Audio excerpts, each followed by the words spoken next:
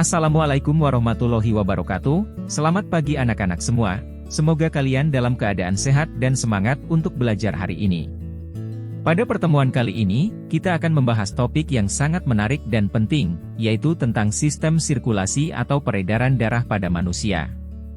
Sistem ini adalah jalan raya tubuh kita yang mengalirkan darah dengan membawa oksigen dan nutrisi ke seluruh organ. Mari kita pelajari bersama bagaimana tubuh kita bekerja secara menakjubkan untuk menjaga kehidupan. Siapkan catatan dan pikiran dan fokus ya. A. Pengertian sistem sirkulasi. Sistem sirkulasi atau peredaran adalah sistem yang bertindak sebagai transportasi berbagai zat yang masuk dan keluar dalam tubuh.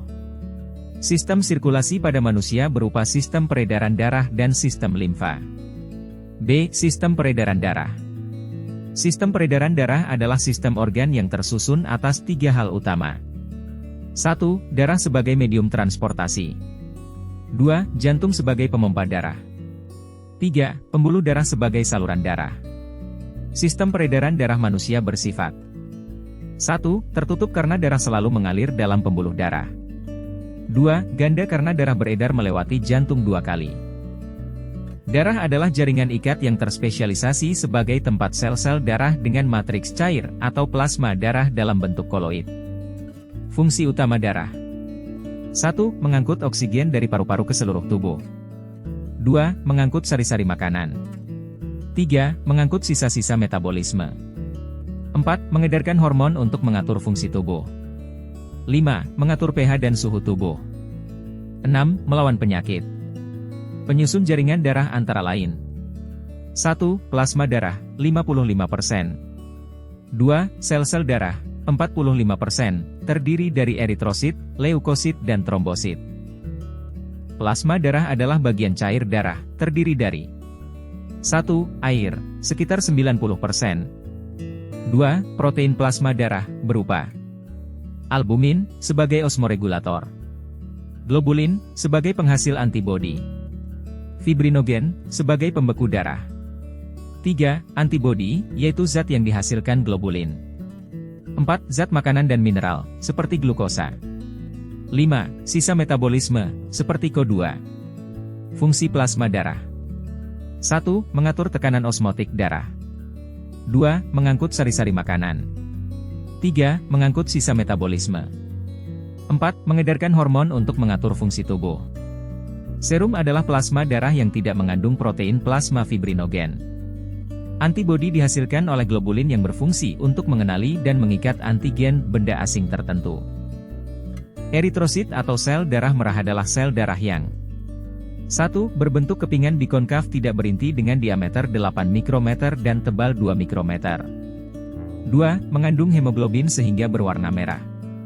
Hemoglobin atau Hb adalah protein pigmen merah darah yang tersusun atas zat protein berupa globin dan zat non-protein berupa hemin yang mengandung zat besi atau Fe. Fungsi hemoglobin adalah mengangkut O2, oksihemoglobin, dan mengangkut Ko2, karbaminohemoglobi. Kadar eritrosit dalam darah ditentukan oleh 1. Usia, orang dewasa memiliki eritrosit lebih banyak dari anak-anak.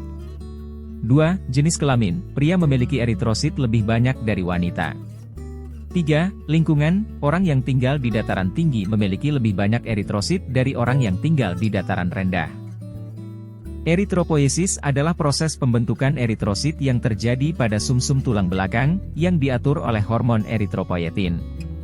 Skema pembentukan eritrosit atau eritropoiesis adalah sebagai berikut. Sel proeritroblas atau sel prekursor pertama dalam rangkaian pembentukan eritrosit, kemudian sel proeritroblas berkembang menjadi ortokromatik eritroblas atau sel eritrosit muda, kemudian berkembang menjadi eritrosit matang, dan selanjutnya sel eritrosit dilepaskan dari sumsum tulang belakang atau yang dikenal dengan sebutan retikulosit. Keterangan tambahan. Kadar hemoglobin makin lama makin bertambah, sampai inti sel terdesak menjadi retikulosit. Retikulosit kemudian dilepas dan berkembang setelah 1-2 hari menjadi eritrosit. Eritrosit memiliki masa hidup sekitar 120 hari, dan yang sudah tua akan dirombak oleh hati. Leukosit atau sel darah putih adalah sel darah yang 1. Bentuknya dapat berubah-ubah dengan ukuran 10 sampai dengan 12 mikrometer dan memiliki inti. 2. Tidak mengandung warna atau bening. 3. Dapat bergerak secara ameboid dan dapat melakukan diapedesis atau menembus kapiler darah. Fungsi leukosit adalah melindungi tubuh dari benda asing dan melawan penyakit atau antibodi. Leukosit dibentuk di sumsum tulang belakang dan jaringan limfa, dan berusia sekitar 12 hari. Berdasarkan granula plasma, leukosit terdiri dari 1. Leukosit granulosit, yaitu leukosit yang plasmanya bergranula, yaitu neutrofil, eosinofil dan basofil. 2. Leukosit agranulosit, yaitu leukosit yang plasmanya tidak bergranula, yaitu monosit, limfosit B, limfosit T. Perhatikan tabel leukosit granulosit ini yang di dalamnya berisi gambar beserta penjelasannya. 1. Neutrofil adalah kelompok leukosit granulosit dan berperan penting dalam sistem kekebalan tubuh manusia. Neutrofil merupakan komponen utama dalam pertahanan tubuh melawan infeksi, khususnya infeksi bakteri dan jamur. Karakteristik neutrofil. Ukuran, neutrofil memiliki ukuran 10-12 mikrometer dan memiliki inti yang tersegmentasi menjadi 2-5 lobus. Jumlah normal neutrofil dalam darah adalah 2.500-7.500 sel per mikroliter pada orang dewasa atau 62%. Neutrofil dibentuk di jaringan limfa. Sifat sitoplasma netral atau pH 7. Memiliki masa hidup 6-20 jam dan granula neutrofil mengandung berbagai enzim dan protein yang membantu menghancurkan mikroorganisme, seperti lisozim yang mampu menghancurkan dinding bakteri. Defensin membantu membunuh patogen atau bakteri penyebab penyakit dan mieloperoksidase yang berperan dalam pembentukan radikal bebas untuk membunuh bakteri. 2. Karakteristik eosinofil. Ukuran. Eosinofil memiliki ukuran 8-10 mikrometer dan memiliki inti yang tersegmentasi menjadi 2 lobus atau bilobus. Jumlah normal eosinofil dalam darah adalah 100-500 sel per mikroliter pada orang dewasa atau 2,3%. Eosinofil dibentuk di sumsum tulang belakang. Sifat sitoplasma asam. Memiliki masa hidup 8-12 hari dan granula eosinofil mengandung berbagai enzim dan protein yang membantu menghancurkan mikroorganisme, seperti major basic protein berperan dalam membunuh parasit, eosinofil cationic protein toksik terhadap parasit dan beberapa mikroorganisme. Eosinofil peroxidase membantu menghasilkan radikal bebas yang bersifat antimikroba. Eosinofil derivat neurotosin memiliki aktivitas antivirus dan peran dalam kerusakan jaringan. 3. Karakteristik basofil. Ukuran, basofil memiliki ukuran 10-14 mikrometer dan memiliki inti yang tersegmentasi menjadi 2 lobus atau bilobus.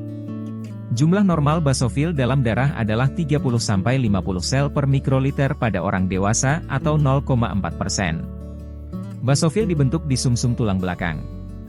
Sifat sitoplasma basa. Memiliki masa hidup beberapa hari dan granula basofil mengandung berbagai enzim dan protein yang membantu menghancurkan mikroorganisme, seperti histamin, menyebabkan vasodilatasi dan meningkatkan permeabilitas pembuluh darah. Heparin, antikoagulan alami yang mencegah pembekuan darah. Leukotrien, berperan dalam memperkuat dan memperpanjang inflamasi. Cytokines, seperti IL-4 dan IL-13, yang mengatur respons imun. Perhatikan tabel leukosit agranulosit ini yang di dalamnya berisi gambar beserta penjelasannya. 1. Monosit adalah kelompok leukosit terbesar agranulosit dan berperan penting dalam sistem kekebalan tubuh manusia. Monosit merupakan komponen utama dalam pertahanan tubuh melawan infeksi. Karakteristik monosit. Ukuran, monosit memiliki ukuran 15-20 mikrometer. Jumlah normal monosit dalam darah adalah 2-8%. Monosit dibentuk di sumsum tulang. Memiliki masa hidup beberapa minggu sampai bulan dan berfungsi menelan dan menghancurkan mikroorganisme, sel mati, atau puing-puing jaringan. 2. Limfosit B adalah kelompok leukosit agranulosit dan limfosit B adalah sel darah putih yang berasal dari sumsum tulang dan berperan dalam imunitas humoral, melalui antibodi. Karakteristik limfosit B. Ukuran, limfosit B memiliki ukuran 6-14 mikrometer. Jumlah normal limfosit B dalam darah adalah 30%. Limfosit B dibentuk di sumsum tulang dan menetap. Memiliki masa hidup beberapa 100-300 hari dan berfungsi A. Produksi antibodi. Limfosit B yang teraktivasi berdiferensiasi menjadi sel plasma, yang menghasilkan antibodi spesifik terhadap antigen. B. Imunologis memori. Beberapa limfosit B berubah menjadi sel memori yang bertahan lama dan memungkinkan respons yang cepat terhadap infeksi ulang. C. Presentasi antigen. Limfosit B dapat memproses dan menyajikan antigen kepada limfosit T3. Limfosit T adalah kelompok leukosit agranulosit di mana limfosit T adalah sel darah putih yang matang di kelenjar timus dan berperan dalam imunitas seluler. Karakteristik limfosit T, ukuran, limfosit T memiliki ukuran 6-14 mikrometer. Jumlah normal limfosit T dalam darah adalah 30%. Limfosit B dibentuk di sumsum tulang dan berpindah ke timus. Memiliki masa hidup beberapa 100-300 hari dan berfungsi A. Limfosit T helper atau CD4+. Mengatur respons imun dengan mengeluarkan sitokin dan membantu aktivasi limfosit B, makrofag, dan limfosit T lainnya. B. Limfosit T sitotoksik atau CD8+. Membunuh sel yang terinfeksi virus, bakteri intraseluler, atau sel kanker. C. Limfosit T regulator atau Treg. Menekan aktivitas imun yang berlebihan untuk mencegah gangguan autoimun. D. Limfosit T memori, mengingat antigen spesifik untuk mempercepat respons imun pada infeksi ulang. Trombosit atau keping darah adalah sel darah yang berbentuk kepingan tidak berinti berukuran 2-3 mikrometer. Fungsi trombosit adalah sebagai sel yang berperan dalam proses pembekuan darah. Trombosit terbentuk dari megakariosit yang berasal dari sumsum tulang yang kemudian masuk ke kapiler darah, dan berusia 5-9 hari. Trombosit yang sudah tua kemudian akan difagositosis oleh makrofag jaringan limfa. Proses pembekuan darah. Pada saat terluka, permukaan yang terkena luka akan menjadi kasar. Proses pembekuan darah diawali dengan keping darah yang menyentuh permukaan luka, kemudian keping darah tersebut akan pecah. Ketika pecah, keping darah tersebut akan mengeluarkan enzim trombokinase atau tromboplastin. Kemudian enzim trombokinase akan mengubah protrombin menjadi trombin dengan bantuan ion kalsium dan vitamin K. Protrombin merupakan zat yang larut dan dihasilkan oleh hati. Selanjutnya, trombin akan mengubah fibrinogen yang larut dalam plasma darah menjadi fibrin yang berupa benang-benang halus.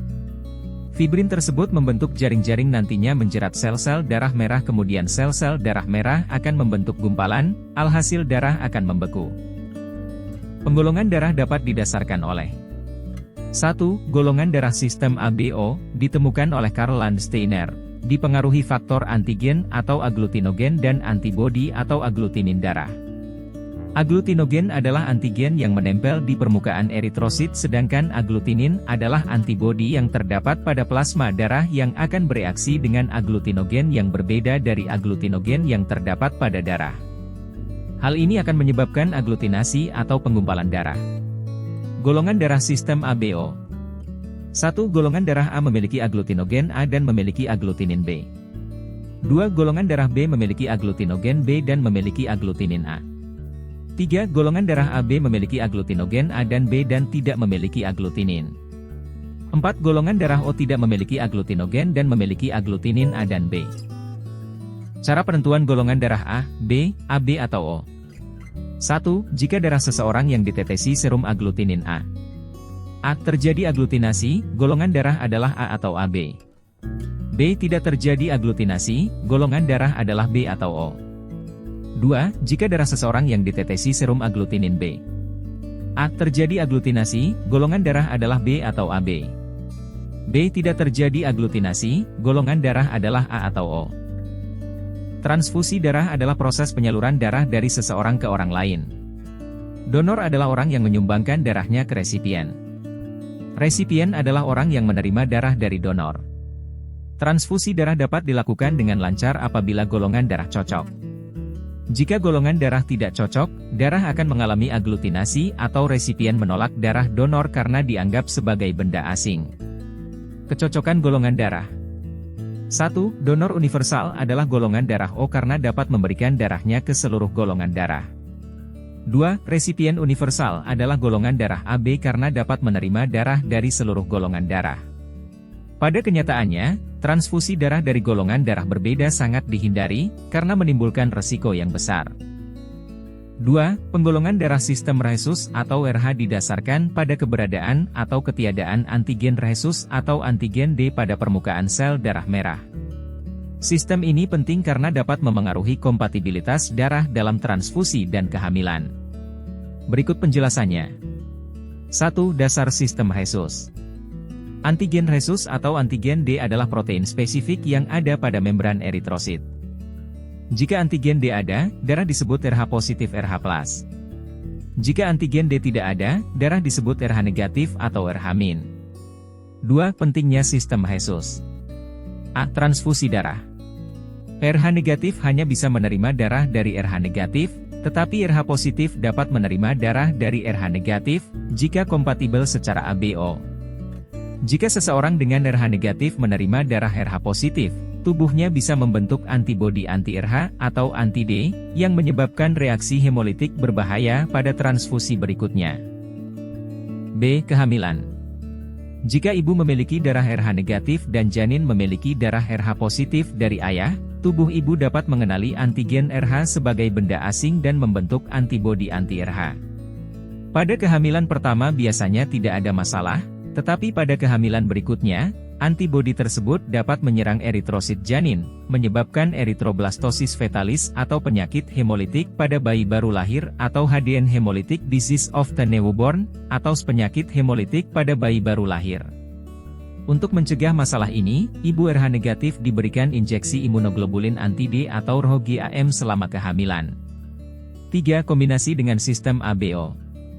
Sistem Rhesus sering digunakan bersamaan dengan sistem ABO, sehingga golongan darah lengkap dituliskan seperti ARH+, ORH-, BRH+, dan lain-lain. Kesimpulan: sistem peredaran darah pada manusia berfungsi untuk mengalirkan darah yang mengandung oksigen, nutrisi, dan zat lainnya ke seluruh tubuh, serta mengangkut sisa metabolisme ke organ pembuangan. Darah terdiri dari plasma, sel darah merah, sel darah putih, dan trombosit, yang masing-masing memiliki peran penting dalam menjaga kesehatan tubuh, seperti mengangkut oksigen, melawan infeksi, dan membantu pembekuan darah. Penggolongan darah dibagi menjadi dua sistem utama, ABO dan Rhesus atau RH. Dalam sistem ABO, darah dikategorikan menjadi golongan A, B, AB, dan O, berdasarkan jenis antigen yang ada pada permukaan sel darah merah. Sedangkan dalam sistem RH, darah dibagi menjadi RH positif atau RH+, atau RH negatif atau RH-, berdasarkan adanya atau tidak adanya antigen RH pada sel darah merah. Kompatibilitas golongan darah penting dalam transfusi darah dan dapat memengaruhi kehamilan jika ada ketidakcocokan antara ibu dan janin. Demikian pembelajaran kali ini, sampai jumpa pada pembelajaran berikutnya dengan pembelajaran menarik lainnya. Pak Eko akhiri dengan ucapan wassalamualaikum warahmatullahi wabarakatuh.